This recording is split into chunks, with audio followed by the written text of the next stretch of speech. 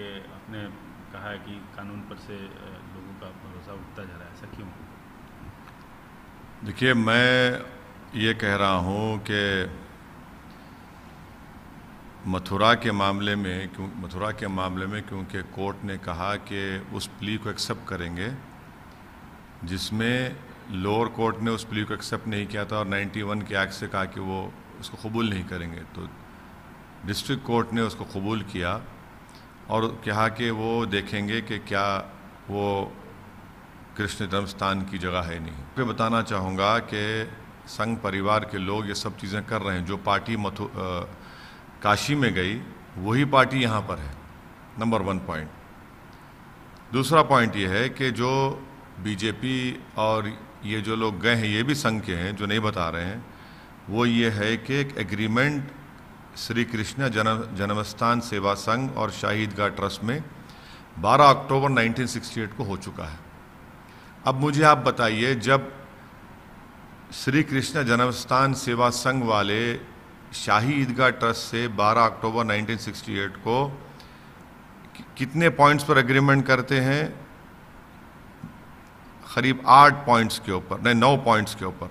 हाँ, 9 पॉइंट्स में आप देखते जाइए, उसमें लिखा हुआ है जन्मस्थान जन्मस्थान।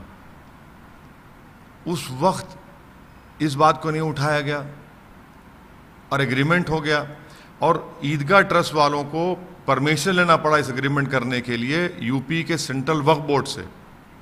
तो पहला उन्होंने क्या एग्रीमेंट किया कि जो नॉर्दर्न और सदर्न वॉल्स ऑफ ईदगाह के हैं वो ईस्टर्न साइड तक जाएंगे और एक्सपेंसेस मस्जिद ट्रस्ट बनाएगा। दूसरा उसमें कहा गया कि जो आउटसाइड नॉर्दर्न और सदर्न वॉल्स हैं, जो एरिया मुसलमानों के पास है, वो उसको खाली कराएंगे और जन्मस्थान सेवा संघ को देंगे।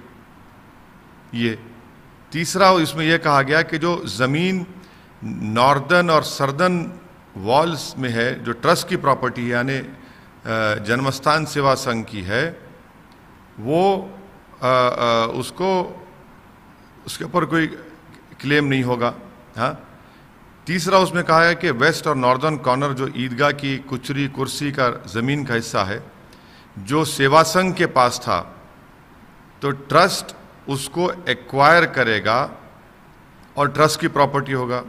फिर जो वहाँ पर एक मलबा था, कंट्रोवर्शियल मलबा सदर्न साइड के ऊपर, और एक दूसरे पर केसेस फाइल कर लिए, तो क्या कहा गया उसमें कि ये पोर्शन जो मलबे का है ये सेवा संघ का रहेगा। और इम्पोर्टेंट देखिए, जो हाउसेस मुस्लिम घोषी लोग जो नॉर्दर्न और सदर्न वॉल्स में बना चुके तो उसको इवैक्यूएट कराया जाएगा, ट्रस्ट उनको खाली करवाएगा और उसको सेवा संघ के हवाले करेगा। उसमें साथ ही साथ ये भी कहा गया कि ईदगाह ट्रस्ट अपने दरवाजे, अपने विंडोज़, पिंजरीज, वाटर आउटलेट, परनाला, हाँ, उसको आप जो प्रपोज जो दीवार है सेवा संघ की उस तरफ नहीं खोलना चाहिए, और सेवा संघ भी इस तरह का कोई काम नहीं करेगा। छठा उसमें कहा गया कि जो परनाले हैं ईदगाह से जो निकलकर वेस्टवर्ड जाते जन्मस्थान, अब लिखिए लफ्ज़ जन्मस्थान लिखा हुआ गया है, वो उसको हटाया जाएगा और ईदगाह की तरफ उसको मोड़ दिया जाएगा पाइपिंग के जरिए, और एक्सपेंसेस उसके उठाएगा सेवा संघ। और जब ये पाइपलाइन का काम होगा तो सेवा जन्मस्थान का एक नुमाइंदा वहाँ पर खड़ा रहेगा। तो वैसे ये जो रेलवे का लैंड जो ईदगाह के नॉर्दर्न और सदर्न वॉल्स के सामने है, जो जन्मस्थान उसको एक्वायर करेगा, एक जन्मस्थान उसको एक्वायर करने के बाद उसको ट्रांसफ़र करेगा ट्रस्ट को, ये तक तय हुआ। फिर 8वां पॉइंट उसमें कहा गया कि द पोर्शन ऑफ लैंड जो कुच्ची कुर्सी ईस्टर्न साइड पर है, जो मैप में दिखाया गया, और जो वेस्ट नॉर्दर्न कॉर्नर पर है, जो सेवा संघ ने ट्रस्ट के रास्ते छोड़ दिया, और एक दूसरे के खिलाफ जो केसेस हैं विड्रॉ करेंगे अकॉर्डिंग टू अबव एग्रीमेंट। यानी ये सब आपने तय किया, साइन किया 68 में, और 50 साल के बाद, बल्कि 54 ईयर्स के बाद आप अचानक उसको निकालते हैं। आप बताइए फिर कौन नेक नियत और कौन इसमें धोखेबाजी कर रहा है, कौन देश के अमन को खराब करना चाह रहा है? जब दोनों पक्ष मिलकर बैठकर बात कर लिए, एग्रीमेंट कर लिए, क्या उस वक्त श्री कृष्णा जन्मस्थान सेवा संघ को ये बातें नहीं मालूम थी जो आज ये लोग उठा रहे हैं? भाई पुरअमन तरीके से बैठकर इसको डिसाइड कर लिया आप। जो अब कोर्ट का ऑर्डर आया है वो भी 1991 एक्ट के खिलाफ है, वो भी सुप्रीम कोर्ट की जजमेंट के खिलाफ है।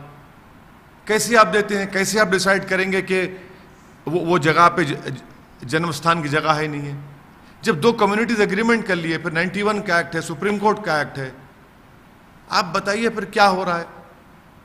तो इसलिए हम कह रहे हैं कि हम उम्मीद करते हैं कि कल सुप्रीम कोर्ट जब सुनवाई करेगा कि लोअर कोर्ट के ऑर्डर को मुकम्मल स्टे देगा, और ये चीज का एक फुल स्टॉप लगना चाहिए, वरना इसका कोई नहीं रोक सकेंगे आप। एक और कोई और चलता रहेगा, और तनाव का माहौल, खौफ का माहौल, नफरत का माहौल में इजाफा होता रहेगा। सर आपने लिखा है कि कानून नहीं, मैंने कहाँ लिखा कानून पर भरोसा उठा? मैंने ये नहीं लिखा, मैंने नहीं लिखा ये। मैंने अपने ट्वीट में कहा कि the Mathura Shri Krishna Janmasthan Seva and the Shahi Idgah resolve their issues by agreement in 68 and places of worship act 1990 prohibit such cases of ever even going to court, but law doesn't matter anymore, robbing Muslims of the dignity is only goal। यानी मुसलमानों की dignity छीनना इनका असल मकसद है। और कानून नहीं, आप कहाँ लिखा मैंने कानून से भरोसा उठा? मैंने नहीं लिखा। मैंने ये लिखा कि शाही ईदगाह ट्रस्ट और कृष्णा जन्मस्थान सेवा ने एग्रीमेंट किया 1968 12 अक्टूबर को, और 91 का प्लेसेस ऑफ वर्शिप एक्ट ये कहता है कि कोई केसेस ऑफ कोर्ट में नहीं जाएंगे, मगर ये लोगों को कानून से कोई मतलब नहीं है, but the law doesn't matter anymore उनके लिए, और उनका मकसद है कि मुसलमानों से उनकी डिग्निटी चोरी कर ली जाए, उनसे छीन ली जाए। ये लिखा मैंने।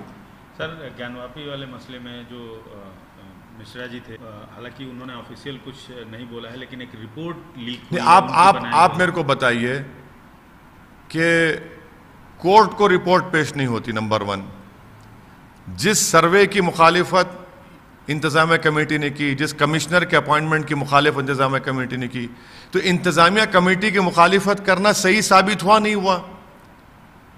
जिसको पिटिशनर ने कहा कि इसको बना दो, जिसको इंतजामिया कमेटी कहा कि इसको मत बनाइए, सर्वे मत कराइए, उसी ने रिपोर्ट लीक कर दी, और पूरे टीवी चैनल्स पर उस रिपोर्ट को दिखाया जा रहा है, और कल कोर्ट, सुप्रीम कोर्ट उसमें अपना फैसला सुनाने वाला है। तो क्या मजाक हो रहा है? कोई बताइए आप, कैसे बगैर कोर्ट को, लोअर कोर्ट को रिपोर्ट दिए मीडिया के पास रिपोर्ट कैसे चले गई? इंतजामिया कमेटी के पास रिपोर्ट नहीं है, कैसे रिपोर्ट चलेगी? आखिर आप बताना क्या चाह रहे हैं? सर आप क्या उम्मीद करते हैं जो कोर्ट से क्या? नहीं, हम देखिए, हम तो कोर्ट उसकी क्या फैसला करेगा वो तो सुप्रीम कोर्ट तय करेगा। हमारा प्रेयर सिर्फ यही है कि लोअर कोर्ट के जो ऑर्डर हुआ है उस पर मुकम्मल इंसाफ करे, बैलेंस करने की कोई जरूरत नहीं है। यही तो प्रेयर है सुप्रीम कोर्ट में। सर एक और मामला सामने आया, ने लेटर लिखा है बकायदे कि जामा मस्जिद की सीढ़ियों के नीचे हिंदू देवी देवताओं की मूर्तियां हैं, और प्रधानमंत्री को पत्र लिखा है हिंदू महासभा। नहीं, ये इसीलिए तो मैं कह रहा हूं ना कि ये दीवानगी रुकने वाली नहीं है, ये रुकने वाली नहीं है। ये कल आप कहेंगे कि मेरे घर के नीचे खोद दो, कल कहेगा अब तो ये तो कहा जा चुका है संघ परिवार की तरफ से कि हाजी अली की दरगाह के ताल्लुक से टीली वाली मस्जिद पर झगड़ा चल ही रहा है, इंदौर के मामलात में झगड़ा चल रहा है, हर जगह चलेगा। जब तक सरकार एक साफ और क्लैरिटी के साथ नहीं कही कि 1991 एक्ट के तहत किसी भी मजहबी इबादतगाह को, चाहे वो हिंदुओं की हो, मुसलमानों की हो, सिख की हो, ईसाई की, उसमें जो 15 अगस्त 1947 को थी उसको तब्दील नहीं किया जाएगा, वरना तो चलता रहेगा। भाई नफरत कौन फैला रहा है? कौन तनाव का माहौल पैदा कर रहा है? कौन इख्तलाफात को आगे बढ़ा रहा है? कौन गलत फहमियों को और आगे बढ़ा रहा है? ये देश देख रहा है।